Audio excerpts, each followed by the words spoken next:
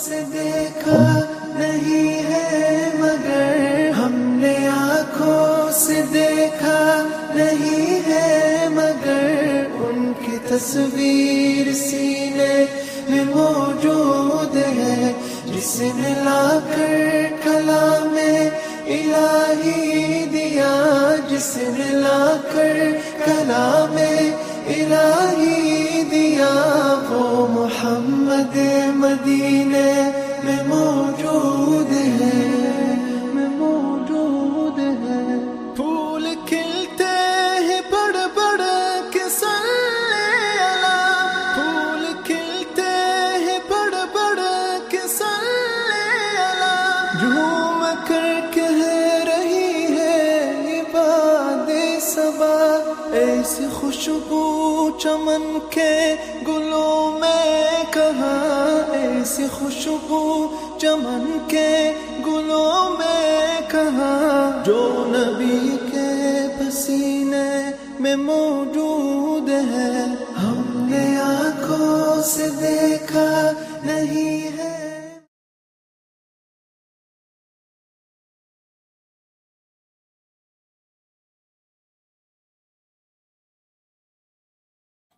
Bismillahir Rahmanir Rahim. This is Reflections at Radio Ramadan with your host Zubair Akram and our respected guest Sheikh Rizwan Muhammad. In this program, inshallah, we've been, as people who've been following it, you know that we've been exploring the deeper meaning of approaching the Quran, not just as a book we recite, but as a revelation that we live.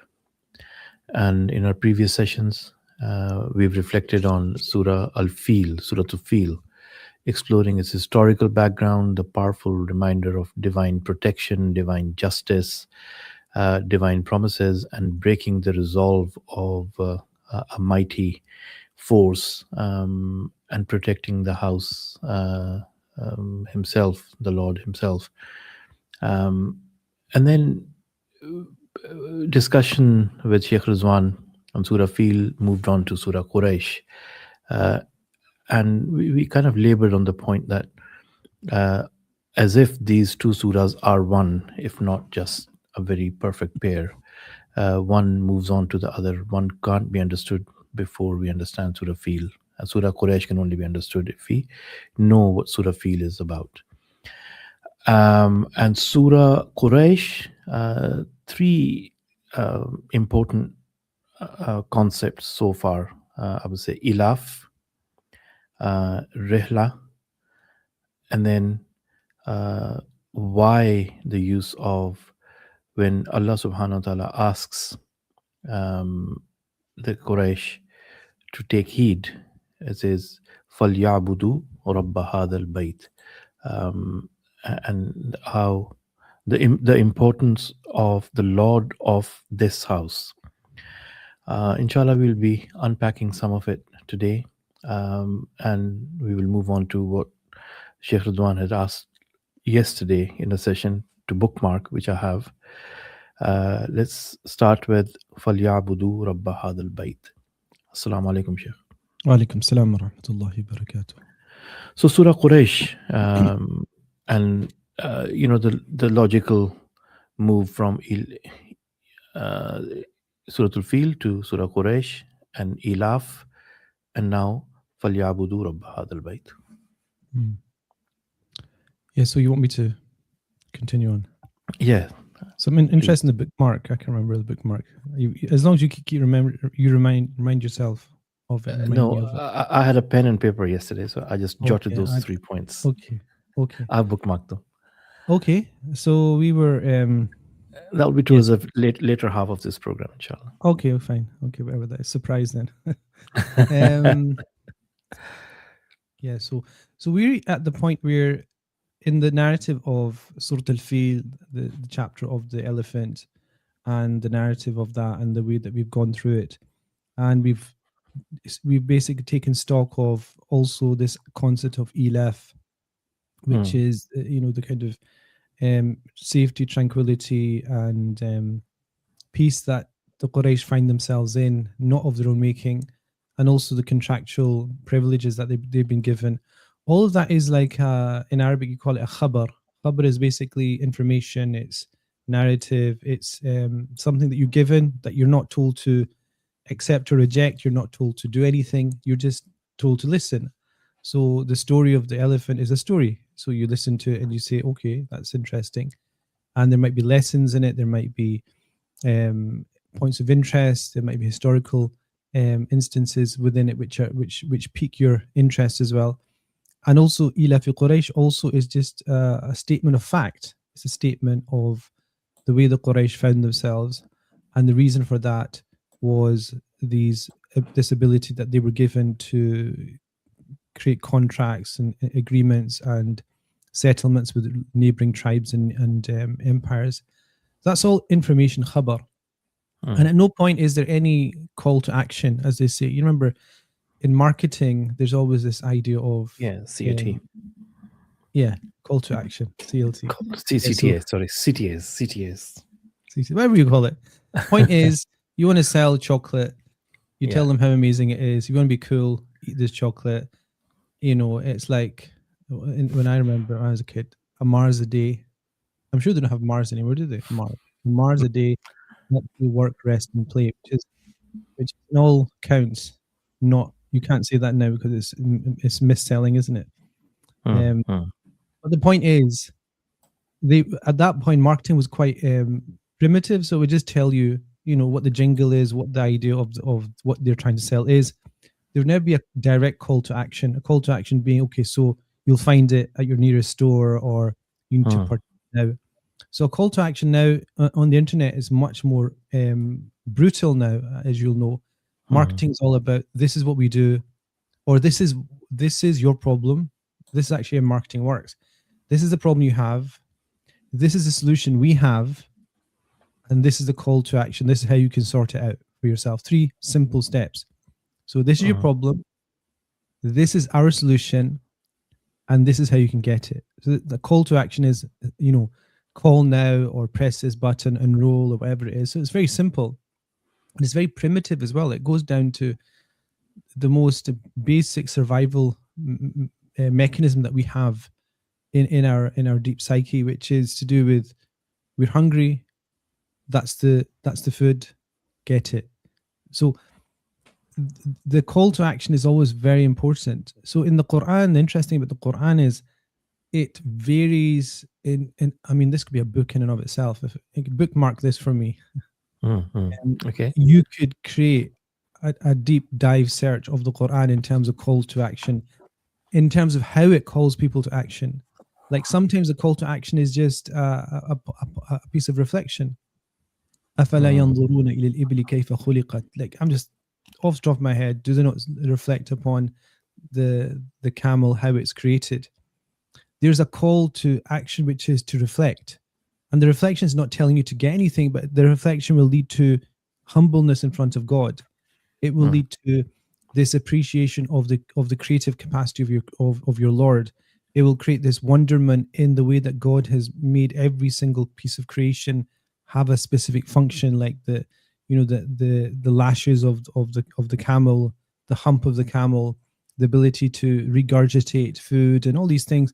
The more you go into it, the knees, the actual humps, the feet of the camel, all these things will be points upon which you will then reflect. Even its distance from the sand, in terms of its leg structure and how it's very, very thin legs, but how its main body is elevated, allowing aeration between the body and the sand. So the call to action there is reflection, which leads you to accept that there's a creator. In the Quran, there's all these things, but sometimes it's very direct and sometimes it's not. One of the most obvious ones that your listeners will know about is Ya ayyuhal ladhina amanu, when Allah says, "O you who have attained to faith." The moment you hear that, Ibn Mas'ud radiallahu anhu said that, be careful that when you hear Ya ayyuhal ladhina amanu, O you who have attained to faith, O you who believe, this is calling you to action. This is calling you, and you have to sit up and you have to take notice and look at what the call to action is. So every time Allah subhanahu wa ta'ala says, Ya ayyuhal ladhina amanu, there's always a call to action. Ati Allahu ati Rasul. obey God and obey the messenger, وَأُولِي الْأَمْرِ مِنْكُمْ, and those that are in authority amongst you. There's always a call to action. In these two chapters, there's not been a direct call to action, but there's been a call to reflection. So, أَلَمْ تَرَ كَيْفَ فَعَلَ رَبُّكَ بِأَصْحَابِ الْفِيلِ. Do you not then think and ponder over how your Lord dealt with the companions of the war elephant? So right away, it's engaging with you to think. And the engagement to think is actually an indirect call to action. Sometimes an indirect call to action is actually much more powerful because it's not a ready meal. Like, if nowadays you get these companies that send you boxes. I've just seen them. I've never tried them, but they give you want to cook something, it'll give you everything in portion, every small bit of garlic, ginger, herb, just enough for that meal, which is very wasteful in one way. But you're given just the right amount of rice, just the right amount of meat, spices, condiments, just to make that one meal. And the marketeers there say that the reason why that model is successful is that the person has to engage in making the food itself. So there's a engagement and there's a agency, which is a kind of inclusion of you in the meal making process, which makes it partly more enjoyable and also apparently makes it more tasty, because you essentially you're getting ready to consume the food that you think you have made. So there's this kind of self-congratulatory mindset that you have, that you've partaken in the creation of the meal, and therefore then it's more. And this is the same with the Quranic text. The more that you are engaged in coming to a conclusion, the more you have ownership of that process and the conclusion itself, and the more you own the conclusion as well. So somebody says to you, there's only one God. If you say, okay, I accept, there's no ownership of that at all. Like if you're born a Muslim and your only experience of Islam is that you're a Muslim because your parents were Muslim and culturally you're a Muslim, you've never had real ownership of La ilaha illallah, of there's no God but Allah subhanahu wa ta'ala. There's only one entity worthy of worship. As opposed to a person who spent their whole life thinking, reflecting, going to different religions, different traditions, different thought processes, different ideologies, and in the end, discovering it through trial and error. And then when they have that conviction, it's a conviction they've owned. So it's theirs. You can't take it away from them. It's like Salman al-Farisi radiyallahu anhu. But there's a danger there, isn't it? That are we all equipped to get to the correct conclusion? Arriving at conclusions from the reading of the Quran, tadabbur requires tools, and if we don't have them, we are in murky waters where we are drawing wrong conclusions from the Quran. So I would say that's not the case, because tadabbur is not tafsir. Tadabbur is the Quran addresses itself to two types of people. There's verses that are addressed and they're legal, or they're kind of, the complexity has a reason and an output, which is you have to do X or Y. In other words, you have to think. And so a scholar will have to look at a verse like the verse of inheritance, for example, fairly clear, but sometimes not. A verse on marriage, for example, a verse on international law and war and peace. There might be intricacies within that. There might be verses about prayer or Hajj. So there's intricacies in actually, if somebody says, okay, what if I did this before that? What if I went to Arafat, but I didn't stay until the sun set and I went to Muzdalifah or straight to Mina? What happens? If the person had access just to the Quran, they could make an answer if they didn't have the hadith, but hadith provide the answer to that. But essentially, hadith, tafsir al-ahkam, which is the whole area of understanding the Quran in its legal context, it requires Arabic, it requires syntax, it requires a deep dive into the structure and things. Tadabbur is different. Tadabbur is, if Allah is saying the same verse, أَفَلَا يَنْظُرُونَ إِلَى الْإِبِلِ كَيْفَ خُلِقَتْ, do they not reflect upon the camel how it's created?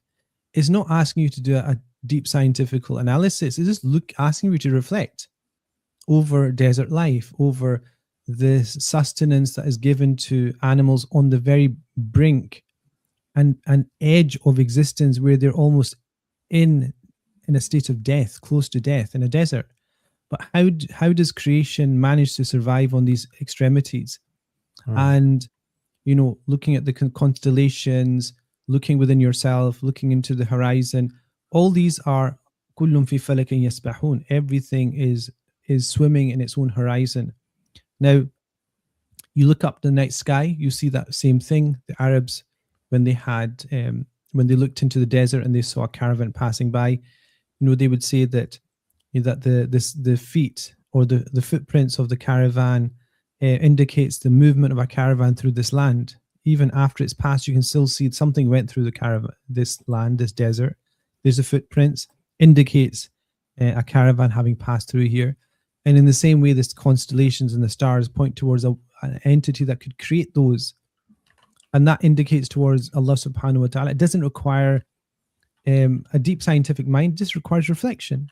That everything, like, even a basic proof of God's existence, that everything that has a beginning, like anything, think of anything that has a beginning, your iftar, all of that on the table will have a beginning at some point, somewhere. Everything that has a beginning has a cause. You're causing it, you bring it together, you're making it. And the world, the creation, the whole world as an entity has a beginning, therefore it has to have a cause, which means there has to be a creator. That's a basic thing that human beings can come to understand. So tadabbur, I think the big crime of this age is that we have Muslims that comment on things that they shouldn't comment on, where it's about tafsir and ahkam, halal, haram, kafir, mushrik. We were talking about offline, actually, we were talking about Taraweeh, weren't we? And we were saying, like, in some places, in some countries, you're scared of going into a masjid because you don't know if it's going to be the right sect or whatever. You don't feel comfortable going in. So there's a place where you should be quiet, and that is halal, haram. This person's a good Muslim, that person's not a good Muslim. All these things, leave it to people that ulil azmi min ar-rusul are people that have high elevated status amongst prophets. But there's also people, فَاسْأَلُوا أَهْلَ الذِّكْرِ إِن كُنْتُمْ لَا تَعْلَمُونَ.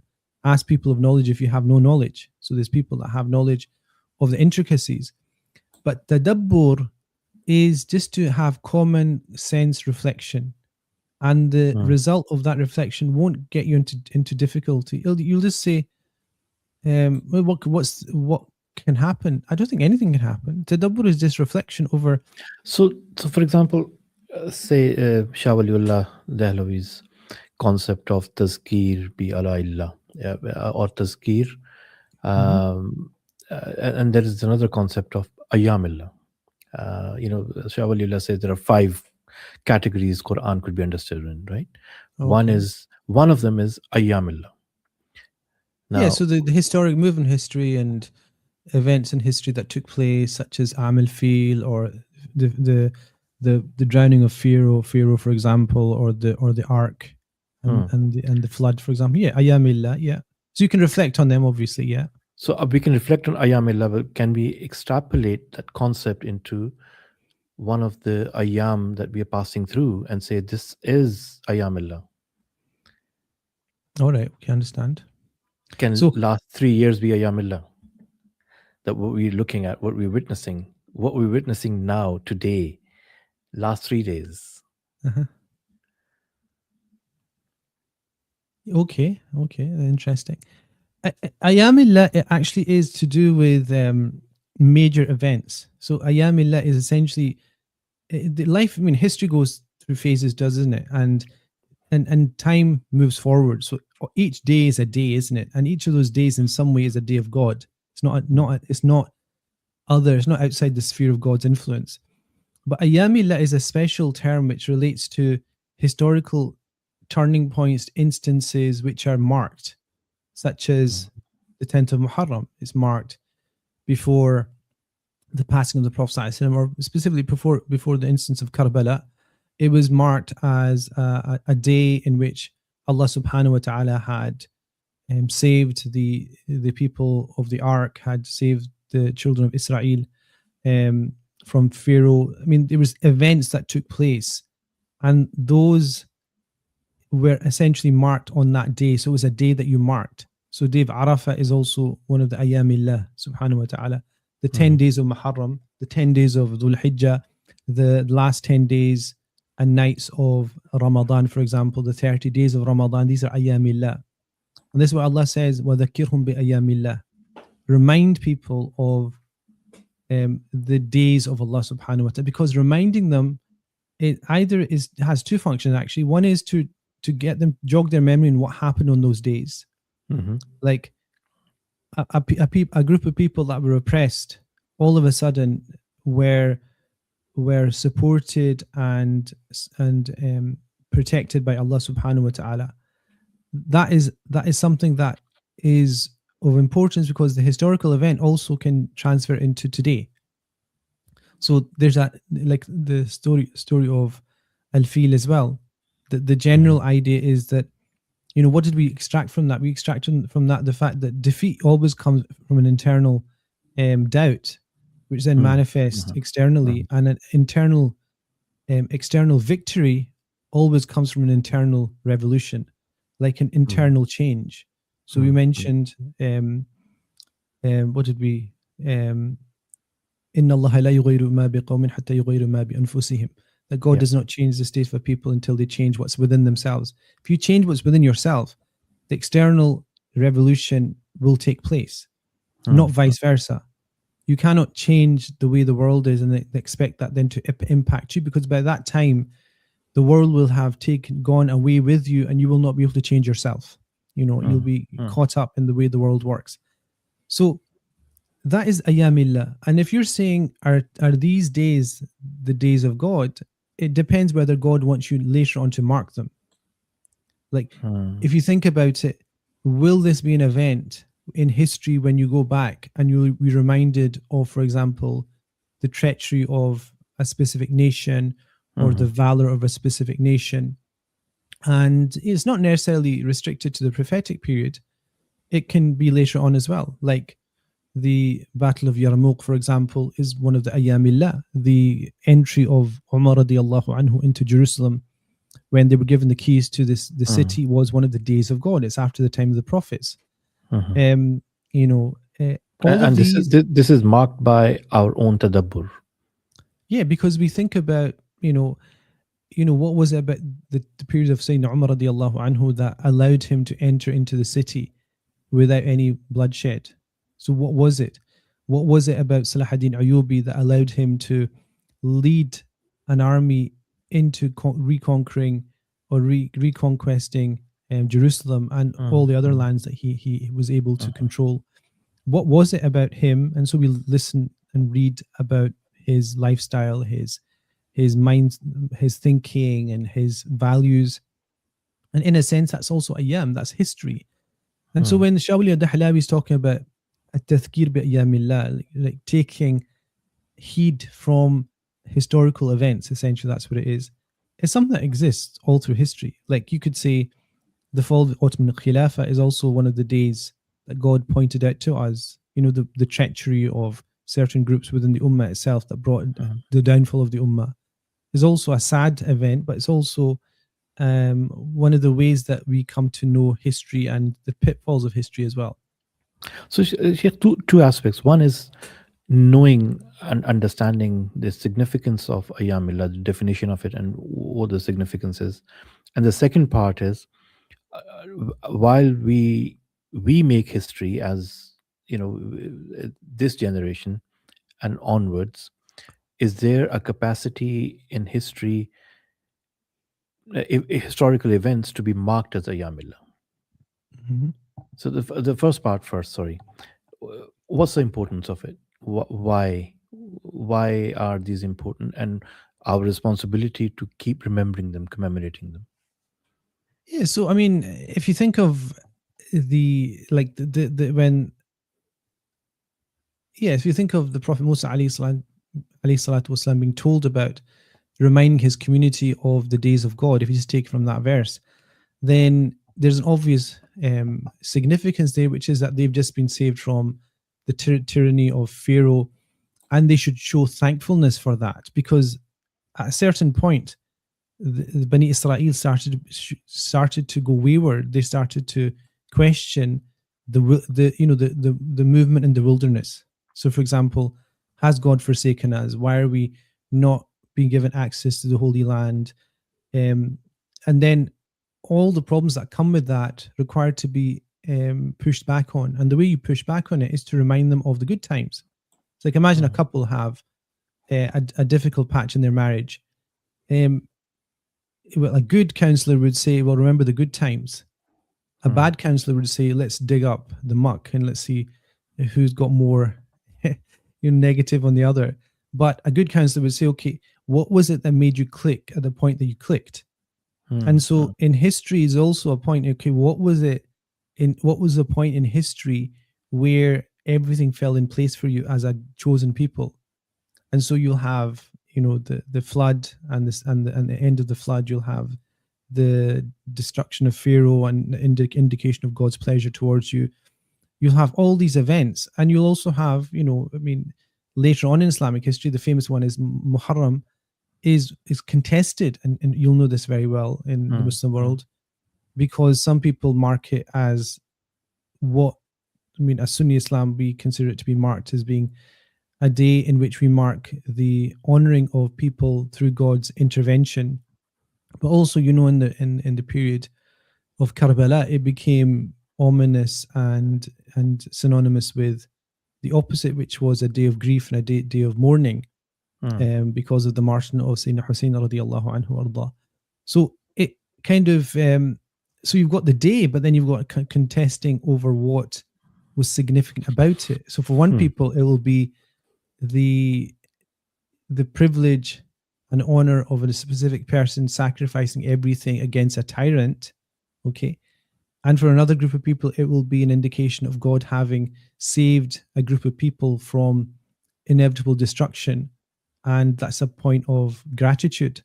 So you've got the same event, and you've got this two-sided reading of the event, and it's the same thing now. So I did a course 2 years ago. Was it 2? Yeah, it's 2.5 years ago, on 3 years now actually, on the fall of the Khilafah. Yeah, so 1923. Yeah, so it was 100 years on. So the reason I did it then was because 100 years on, people like to think in terms of centuries, and it marks 100 years from the fall of the Khilafah. So what can we learn, and what can we take away from our experience since that time, the 100 years since the fall of the Khilafah, why it fell, and what we learned from it falling, and how have we managed to learn from it, or have we learned anything from it? So we need, as human beings, we need time, we need space, we need to mark ourselves in terms of time. And this comes back to the idea of Kaaba. We had a discussion a couple of episodes ago. Why do you have to center people in a geographical location? Because human beings by nature are geographical. They're orientated. You're either, when you're speaking to somebody, you don't turn your back on them. So if you're speaking to God, you have to have some kind of directionality to make it meaningful. At a very basic level, even at a very high level, you have to have that. And so it's the same thing with time. You have to mark time. You have to mark points, like Ramadan is a time we take a break, and you see people's priorities change. It does disrupt. In a worldly sense, a lot of people's, what we call productivity, but it doesn't affect their spiritual productivity, because they end up nourishing something that's far more important, which is the soul. Reflecting on various aspects of Surah Quraysh, and kind of linking it with the events described in Surah Al-Fil with Sheikh Rizwan Muhammad. This is Radio Ramadan. A short ad break, and inshallah we'll be right back.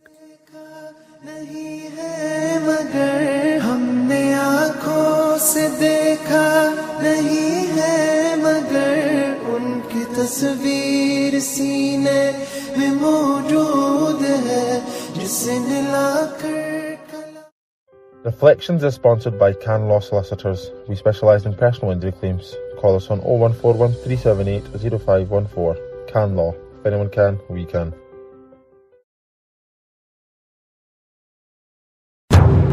1 month, 1 nation, 1 station. 87.7 FM. हजरत जाबिर रजी अल्लाह बयान करते हैं कि मैंने आ हजरत सल्लल्लाहु अलैहि वसल्लम को ये फरमाते हुए सुना कि बेहतरीन जिक्र कलमा तौहीद है, यानी इस बात का इकरार करना कि अल्लाह के सिवा कोई माबूद नहीं, और बेहतरीन दुआ अल्हम्दुलिल्लाह है। Coming down with something?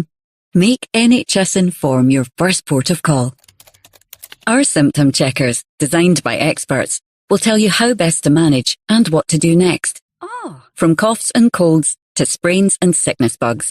And if you need medicines, our pharmacy finder can point you in the right direction. Get the right health advice from real experts. Visit NHS Inform. NHS 24. Powered by people.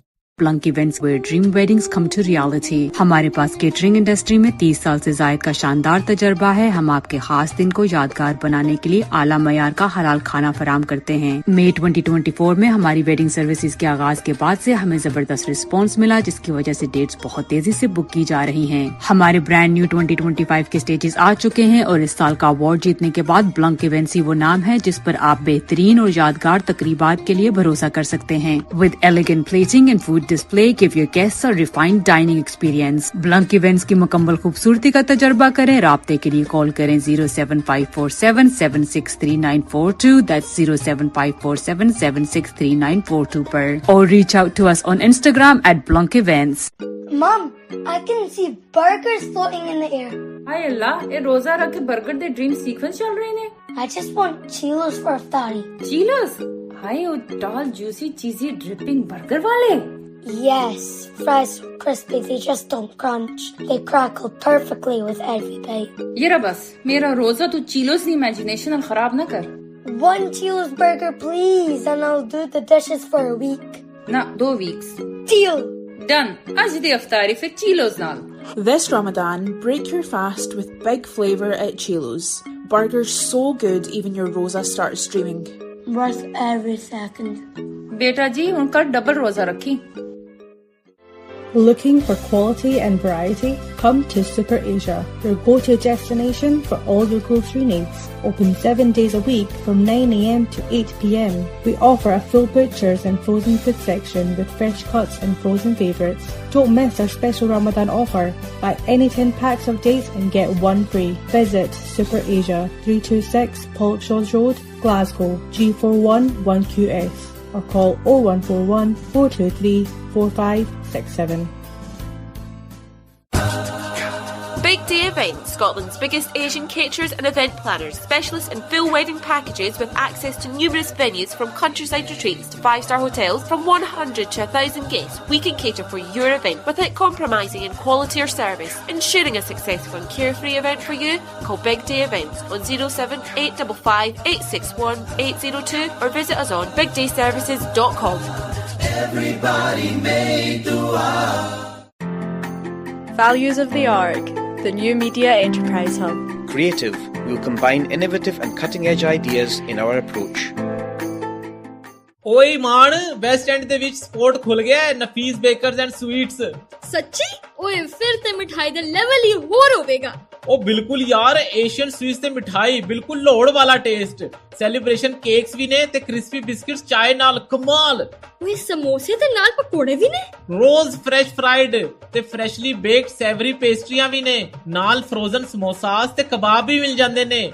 Nafis Bakers and Sweets, 111 Great Western Road, Glasgow, G4 9AH, 01414821532. Radio Ramadan, 87.7 FM, the alternative wave. Reflections is sponsored by Can Law Solicitors. We specialise in personal injury claims. Call us on 0141 378 0514.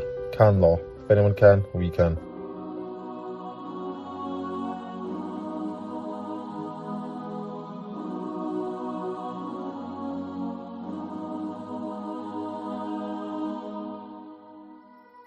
हमने आँखों से देखा नहीं है मगर हमने आँखों से देखा नहीं है मगर उनकी तस्वीर सीने में मौजूद है जिसने लाकर कलामे इलाही दिया जिसने लाकर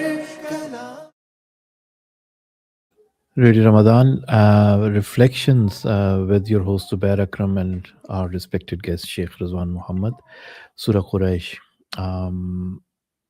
Did we go off topic, Sheikh? Will you call it off topic? Or is it related? I don't know. You asked the questions. Just answer the question. But it's not supposed to be a Q&A, so it's like, yeah. It's You're Surah the host, Quraysh. so it's up to you. I mean, you're responsible for this. Did you get some complaints? No. I was just wondering that is Ayyamillah, because it's been bothering me. I actually, the background to this is that we've been covering Surah Fil, and someone discussed this with me. They said, okay, that's in the past, but how about this major event that's happening, which is contested? People say, 7th of October never should have happened. But look what it is leading to. Probably it has formed, it's like a catalyst for the change. Global South being led by China, by Russia, and then there are regional powers emerging like Turkey, Pakistan, Indonesia. And you said as well in a few episodes that there is no opposition other than the Ummah itself. And however fragmented it is, however disconnect it displays between the ruling and the ruled and the population. But the ideas, some of the revivalist movements and some of the tall figures have implanted or kind of put a seed. There is a formidable opposition now to the hegemony now. So can we say that we are? Can we start recognizing that these days will be remembered as Ayyamillah? Maybe say in 200 years, 100 years. Well, that is going to go off topic, isn't it? Because it's on topic if you're talking about the instances that we're talking about, which is like Quraysh.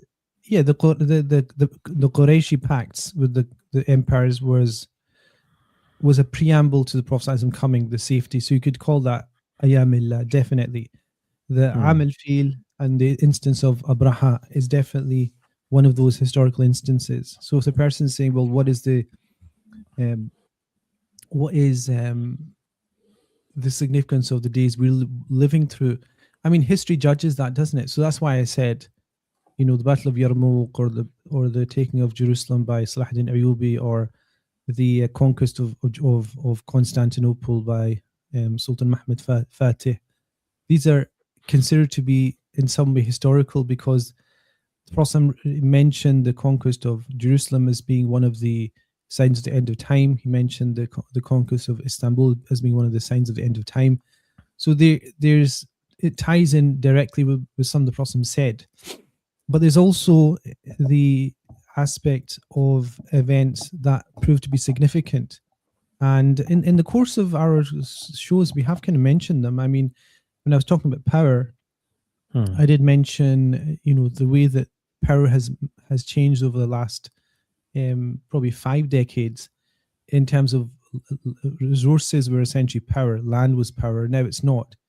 It's aerial superiority, and it's also to do with international fiat currency, debt-based economy. That's what dictates what wealth is and power is, and leverage. And the military is insignificant in that sense. I think it's not as important as anything else. But I think if you look back, there are events in our living memory of years. I've mentioned years like 1979 being significant because lots of events clustered in around that time, which we're still living through. Like, for example, it was February 1979 that the Shah of Iran was overthrown, and Ayatollah Khomeini came in on a groundswell of popular support, not necessarily for him, but for the overthrowing of the Shah himself. So that's something that was significant, and the significance of that is it set in motion a much more sectarian-based politics within the wider Middle East, because once you have what's essentially a theocratic state, a state based on first and foremost a specific type of religious adherence, which is 12er Shiism. Obviously, then that came into direct conflict with the type of religious adherence which was prominent in parts of Egypt, and more specifically Saudi Arabia, which was known as the movement of Muhammad ibn Abdul Wahhab. So they essentially ended up becoming proxies, states that created proxy warfare, and alliances between states that either allied with Iran or allied with Saudi Arabia. And that played out all the way until very recently. It's only about 4 or 5 years since that hatchet, I think, has been kind of buried with, ironically, the liberalization and abandonment of the movement of Muhammad ibn Abdul Wahhab in Arabia. That is not, Iran didn't forfeit its theological claims, but Saudi Arabia did. But that event itself did create this whole change within the whole Middle East, and also the issue of Palestine as well. So that's a deep issue. That's 50 years of the narrative of, not just Gaza, but Palestinian Authority. I think that's a study that if somebody did that, that would be very helpful for people to really understand the way that people jockey for, this status of being the defenders of Quds or the defenders of the Palestinian issue. Unfortunately, that's not within the scope of this program. But I think if somebody did that, which is to look at how the Palestinian issue has been essentially subverted by external authorities and powers, that would be a very interesting thing, because then you see the Ayyamillah, which, if you want to say that, 1979, that's one thing. Also, the kind of in the Sunni, paradigm as well. You've got the hijacking of the Hajj in that year by extreme Mahdist Ikhwani, not Ikhwani actually, the Saudi Arabian Ikhwani, the movement of Abdul Wahhab's, his kind of splinter groups. That also then affects the way that we look at history, and also the invasion of the obvious one is invasion of Afghanistan, which Afghanistan, the Soviets, and this whole idea of mujahideen, and a marauding group of people that go from war to war, on the face of it, for the sake of God, but on the other side, there's obviously destabilizing countries, and Anwar Sadat, I think, the same year he was killed as well. 79. I think 79. After signing the Camp David agreement. So anyway, 1979, that for me is, it brings in, if you don't understand that you don't really understand what's happening now. So I think if you were giving a running commentary of the conflict now, without any deep long-term understanding of what the forces are that are moving it, essentially you're not talking about Ayyamillah, you're not talking about deep historical analysis, you're just talking about news cycle. And I mean, I was watching a clip yesterday by somebody I respect a lot. He's now the Chief Mufti of Syria, Sheikh Osama Rifai, may Allah preserve him. He was exiled from Syria here in Istanbul for a good 7-8 years. And he was asked about his opinion on the conflict, and he said, which will be not palatable for a lot of people, but he said, well, we know within our tradition that God will take revenge from one oppressor through another. But after having said that, he said, but we do pray for our brothers in Iran who are not allied with the Sassanids. He said, he actually used the word Sassanid, which is a kind of extreme sectarian forms of Shiism. And so, as Muslim brothers and sisters, that's something that we do pray for them in that situation.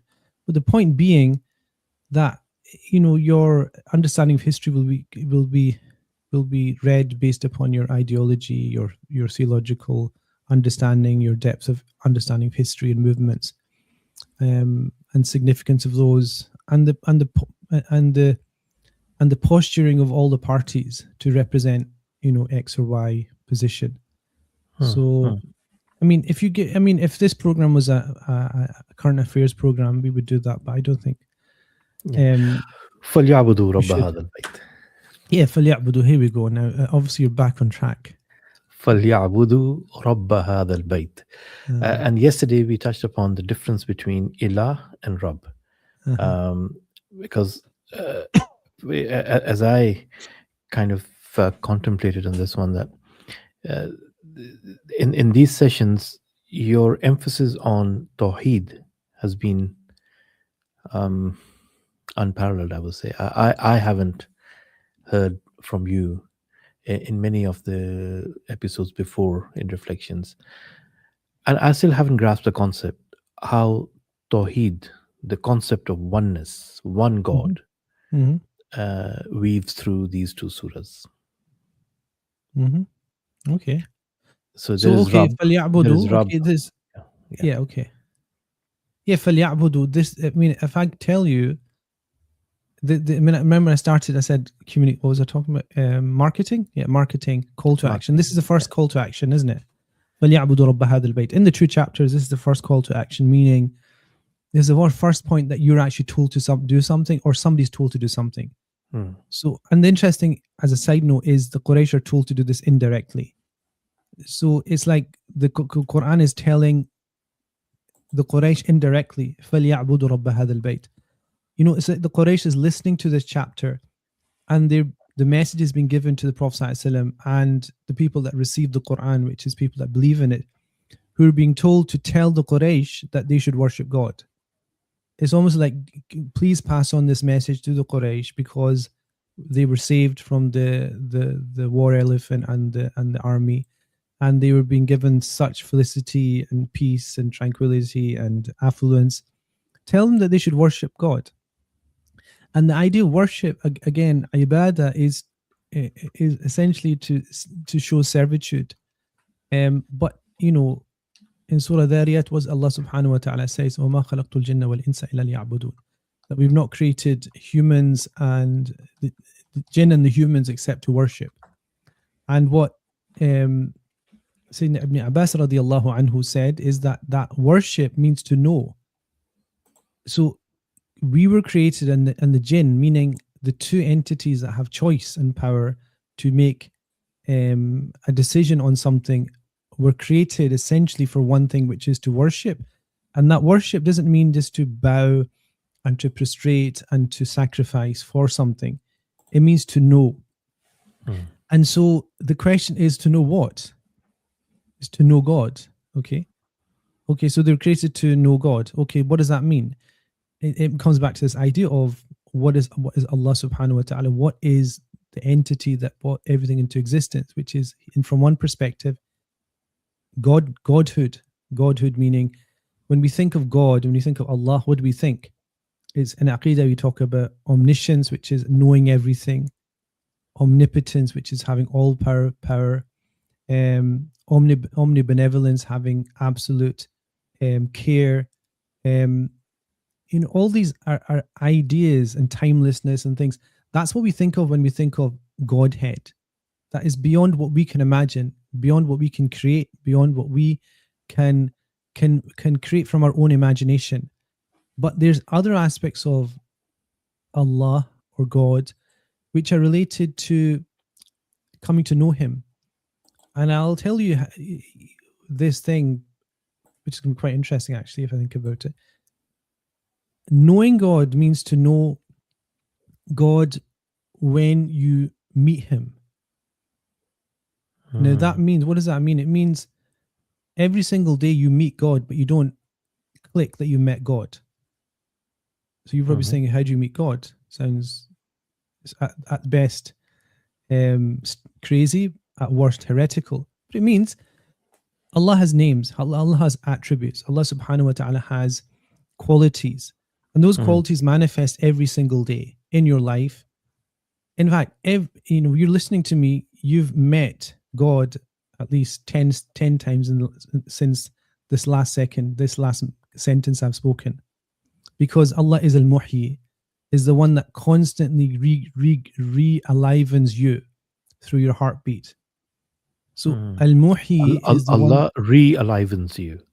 Re-alivens you, meaning because Muhyi is the one that is constantly at the most molecular level giving you the permission to stay alive. Muhyi. Muhyi is not just like the one that through a miracle brings the dead alive. And it's not even the one that gives life through an embryo.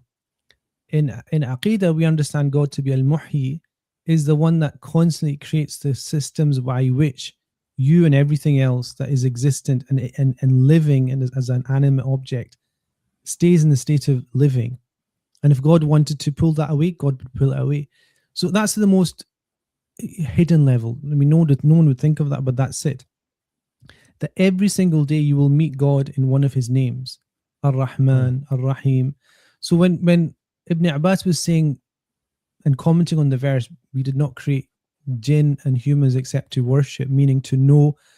How do you come to know God unless you come to meet him, unless you come to interact with God, unless you are given opportunities to experience what God has done for you.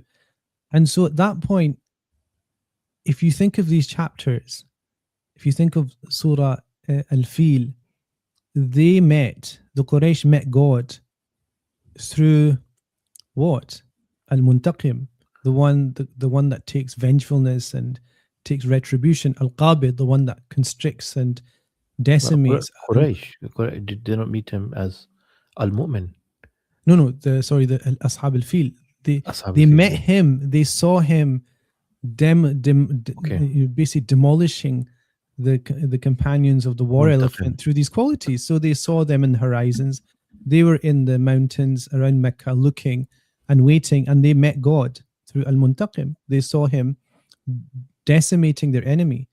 They saw him Al-Adl, the just. They saw all these names that they should come to know God through, but also Ar-Rahim, because part of stopping bloodshed is to show the quality of mercy as well. So they met God through mercy.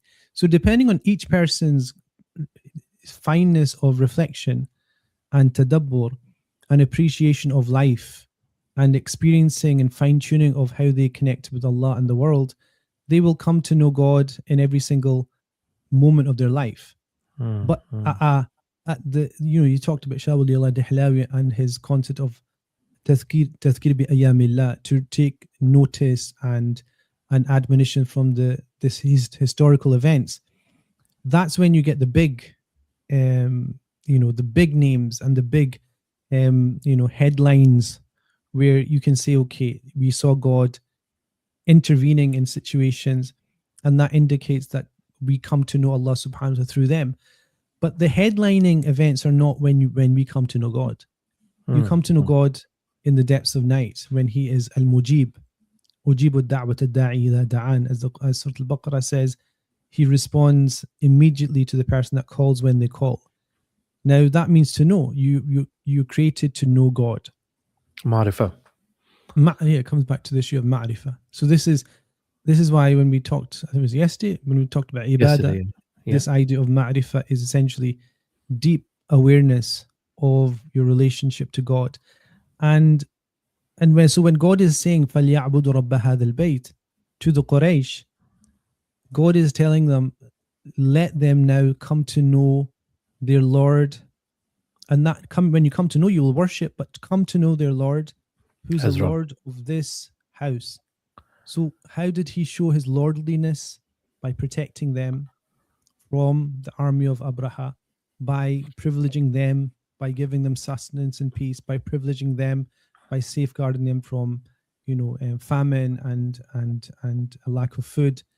All of this preservation should get you to come to know Allah subhanahu wa ta'ala. So that's like at the meta historical level. That's the level of big events that everybody will look at and talk about the Quraysh and talk about Abraha and talk about Fir'aun and talk about Noah and talk about all these things. But at another level, there is also a micro history, which is you, Zubair, me, Ridwan, people listening, who on the Day of Judgment, they'll have their own micro history, which is a moment when they gave charity, when perhaps it was difficult for them to give charity, or when they, repressed their anger, when it was easier to be angry, or, all those for them will be the big historical points in their life. Because this is how they will know God through these events. They will come to know God and they'll be tested through those events. Like, not every event has to be David and Goliath. Because in some way, your nafs, you and your nafs is David and Goliath 2.0. It's like, that's the big battle, because in some way, depending on where you are in your spiritual path, Goliath is the nafs. This is why Ramadan is set aside as 30 days of almost like a war of attrition between you and your nafs, to see to what degree you can bring your nafs down on its knees, so that you can then become the David that you are.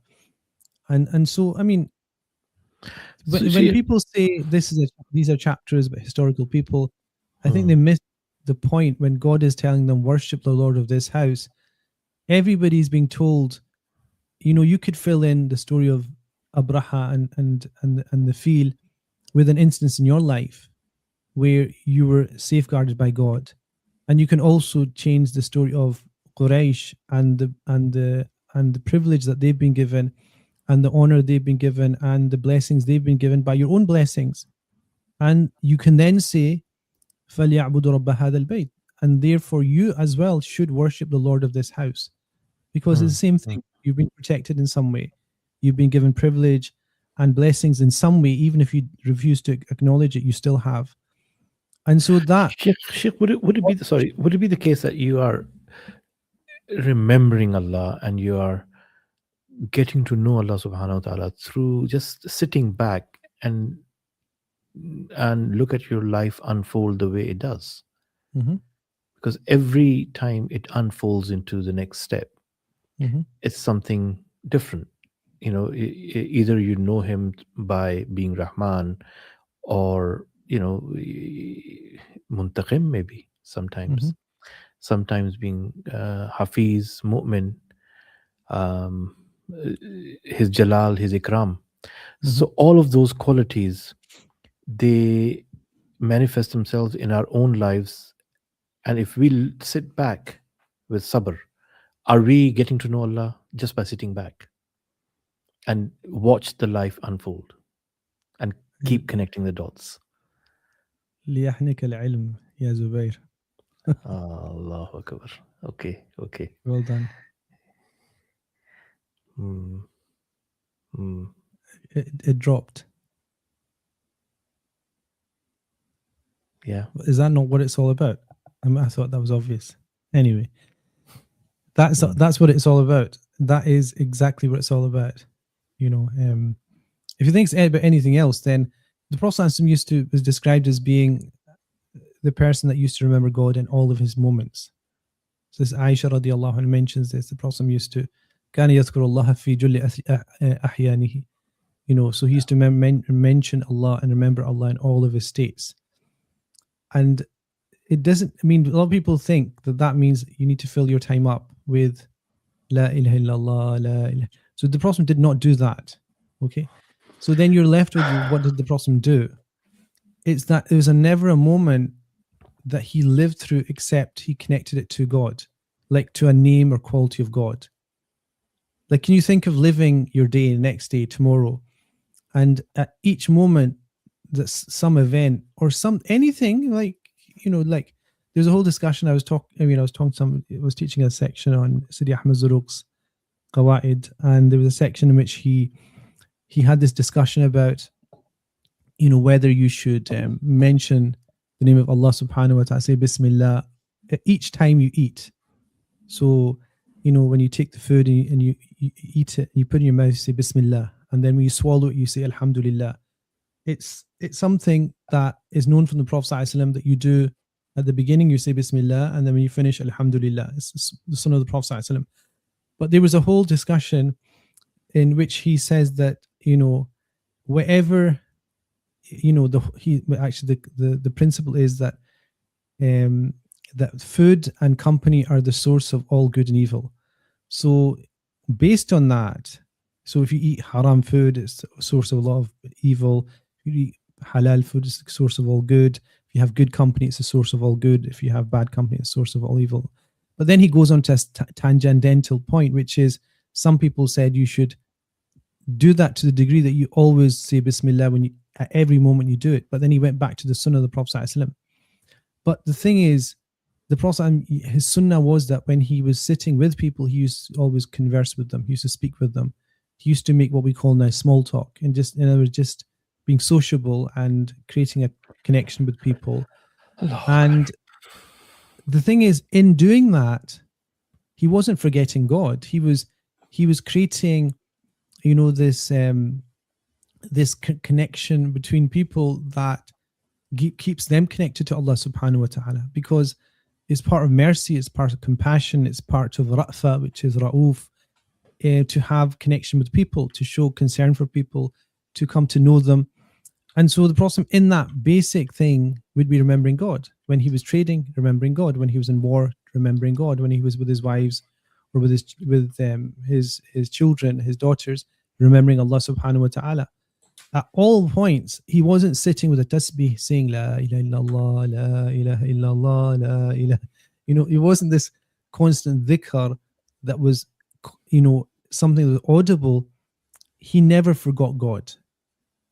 Meaning he was constantly registering a name or quality of God that then he responded to. So if you think about it, if you visualize this, now they have these AI, they have these kind of marketing things that they have where they just pop up and then they show you something. Imagine a person who's really connected to their relationship to Allah subhanahu wa ta'ala. If you were to watch them and you imagine walking through the whole day with them, and every time something happened, you saw a screen popping up, that person would be engaging with the event and with Allah in a specific way, and they would connect everything back to God. They wouldn't forget God in that instance. So buying, selling, like when you're buying and selling, God would be part of that contract. So this is why the Prophet used to say that a person should never sell something unless they indicate the shortcoming of what they're selling. If there's an aib, which is, there might be something wrong with what you're selling, you should tell the person that there's this specific thing that it's being sold with, if it's a second-hand thing, meaning you're including God in the transaction. Okay, that is dhikr. I mean, that's why people keep messing up. And somebody was asking me about dhikr and saying, if I do all the adhkar, it takes like 7 or 8 hours a day, and I get really tired and things. I said, well, dhikr is not making numbers. It's not. For some people, it is. For some people, they need to break the nafs and they have to do 10,000, 15,000 of whatever. So they have to discipline themselves. But at a certain point, once the alternator in the car, the alternator, don't you? Yeah. Once the alternator is fixed, you don't have to keep, charging up the battery. Yeah. Do you understand? Yeah. And so that's why it comes up, فَلْيَعْبُدُوا رَبَّ هَذَا الْبَيْتِ. Because if they were aware of what they were doing, if they weren't in a state of ghafla, which is heedlessness, they would have clicked that the Rabb and the Protector and the Merciful and the Muntaqim and all the names of God, they've already known God all through their lives, the Quraysh. And so the point, it comes back to Tawheed, if you asked about Tawheed. Yes. So why have you got all these idols in the Kaaba? Because essentially, if you're given a blessing, what did they do? Oh, it's Lat, it's Uzza, it's Manat, it's this idol, that idol. If you want to, even nowadays, there's certain illiterate communities within our own community that will go to the grave of a person and say, oh, I need to go there and we need to ask this person for something. It's all the same thing, which is God not the one that gives? Is God not the one that takes? Is God not the one that allows or does not allow? That's Tawheed. Tawheed is not just about taking people in and out of Islam And it's not just saying that God is one. It means that your experience with Allah subhanahu wa ta'ala should be unified, so that you come to know God in his names, attributes, and his actions every single moment of your life, so that at a certain point it becomes natural. Tawheed al-Rububiyyah in this one. Yes. Yeah, Tawheed al-Rububiyyah, because Rabbu hadha al-bayt. But also it gets to the point where it becomes second nature.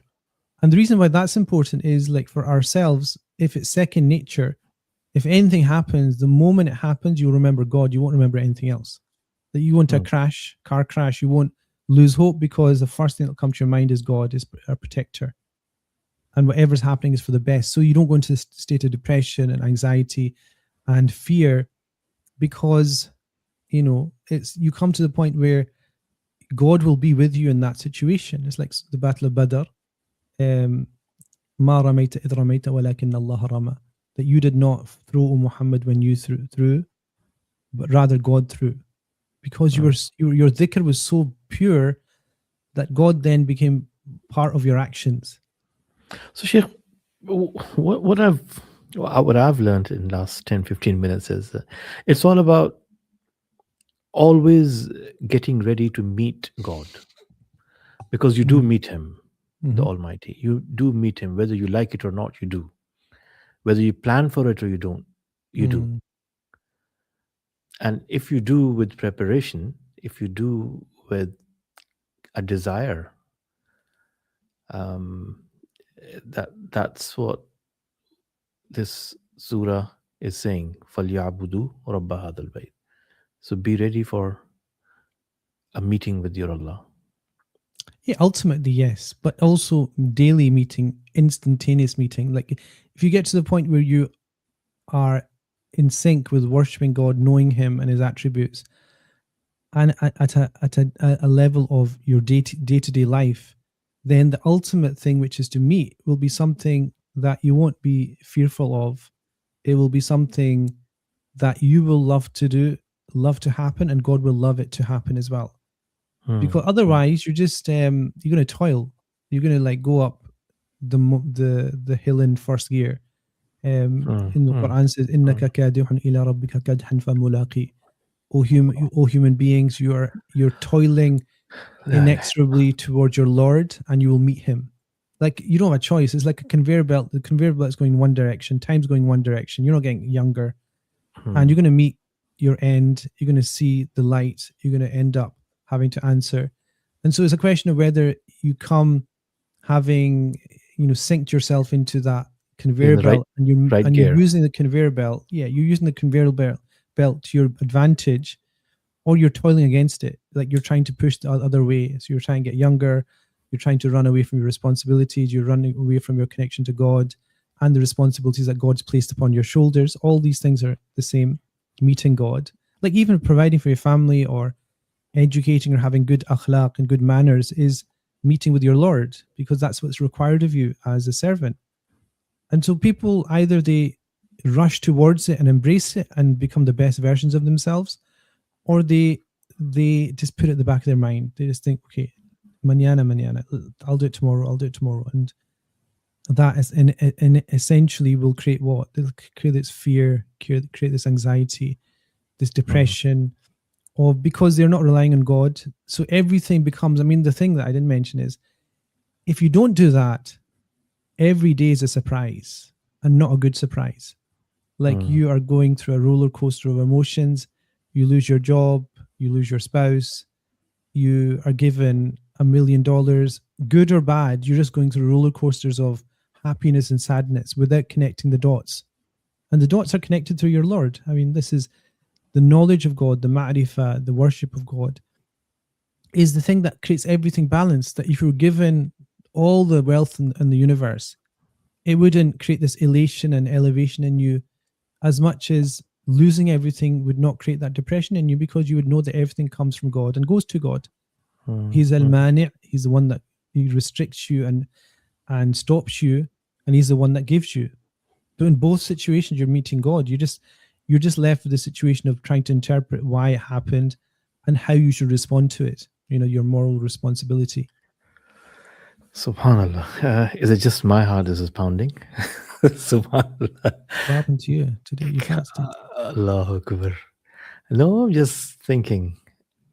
It's a novel. It's a novel concept. It's a new concept for me. I'm hoping it. No, this is not bidah hasana. It is that, subhanallah, meeting with God is not a bidah. Meeting, getting ready for a meeting on not hourly basis, every second of your life. You are meeting with his attributes. If somebody lives like that, it becomes second nature, and it does have. I'll tell you, I'll have it. I'm not going to say, but it's obvious. Like the change in you as a person, in terms of sustained change. It's not like this yo-yo where you go into one, where people do 1,000 adhkar in a day. Like Ramadan, they're going to do like stay up all night, be like sleep deprived, and shout at their children the next day. That's like, crashing the spiritual car. You have to get to the point where your interaction with people indicates how well you worship and know God. Like you should know where you are with God depending on how you deal with people, which is from the Sunnah of the Prophet ﷺ. This is why the Prophet said, like he said, to smile to a person and greet them is sadaqah. Like, what does that mean? It means that you've done what you're supposed to do with the person in total alignment with your relationship to God, because this is what you were supposed to do. Like, to be the best of akhlaq comes from dhikr of Allah subhanahu wa ta'ala, because you know what you're expected to do at that moment in time. Even with your enemy, you know exactly what you're supposed to do at that moment in time. Not to be vengeful, not to be vindictive, to show the prophetic model, which always brings, idfa' billati hi ahsan, to respond to something that's better, not with what they respond with, but something better. Changes everything. And so if people start to do that, the tangible qualitative change in their life will be way beyond anything that you'll ever get from a life coach, like any life coach, to make your life the happiest you ever have. Because you'll be content with everything that life throws you, the good, the bad, and the ugly as well. So the bookmarks, we leave them until what was the bookmark? Bookmarks for tomorrow. Yeah, okay. Moral justice. Okay. Justice in peace and justice in war is what Surah Quraysh is all about. Inshallah, tomorrow we will begin with these bookmarks reflecting on Surah Quraysh with Sheikh Ridwan Muhammad. Coming to the end of the session, very close to Iftar. Please remember us in your du'as while you remember yourselves. Until tomorrow, Assalamu alaikum wa rahmatullah. Assalamu wa rahmatullah.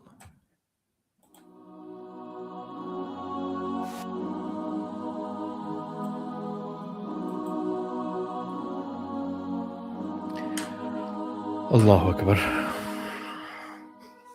हमने आँखों से देखा नहीं है मगर, हमने आँखों से देखा नहीं है मगर, उनकी तस्वीर सीने में मौजूद है, जिसने लाकर कलामे इलाही दिया, जिसने लाकर कलामे इलाही दिया, वो मोहम्मद मदीने में मौजूद है,